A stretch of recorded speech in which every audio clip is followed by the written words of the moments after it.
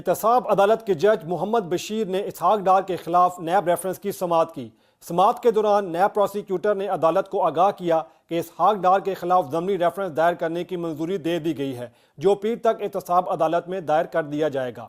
इसहाक डार के खिलाफ ज़मनी रेफरेंस में 10 से ज़ायद नए गवाह शामिल हैं। आज समाअत के दौरान इस्तगासा के गवाह इनामुल हक ने भी अपना बयान रिकॉर्ड करवाया। कोऑपरेटिव हाउसिंग सोसाइटी के प्रोजेक्ट डायरेक्टर इनामुल हक ने इसहाक डार, उनकी अहलिया तबस्सुम इसहाक और बेटे अली डार के प्लाटों की तफसील अदालत में पेश की।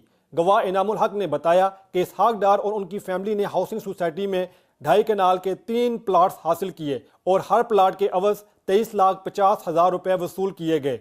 दूसरी जानिब नैब ने तफ्तीशी अफसर नादिर अब्बास का बयान रिकॉर्ड करने के लिए मोहलत तलब कर ली। सुप्रीम कोर्ट के 28 जुलाई 2017 के पानामा केस फैसले की रोशनी में नैब ने वजीर खजाना इसहाक डार के खिलाफ आमदन से जायद असासे बनाने का रेफरेंस दायर किया है। सुप्रीम कोर्ट की ऑब्जर्वेशन के मुताबिक इसहाक डार और उनके अहले खाना के 831 मिलियन रुपए के असासे हैं, जो मुख्तसर मुद्दत में 91 गुना बढ़े। गुज़श्ता वर्ष 27 सितंबर को एहतसाब अदालत ने आमदन से जायद असासों के नैब रेफरेंस में वज़ीर ख़ज़ाना इसहाक डार पर फर्द जुर्म आयद की थी। ताहम इसहाक डार ने सियत जुर्म से इनकार कर दिया था।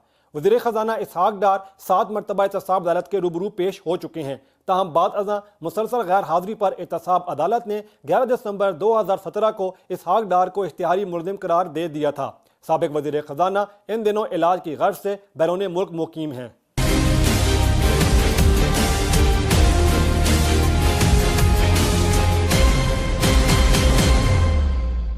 Please subscribe to Hums Up TV and hit the notification icon on the screen to get the latest updates of our channel.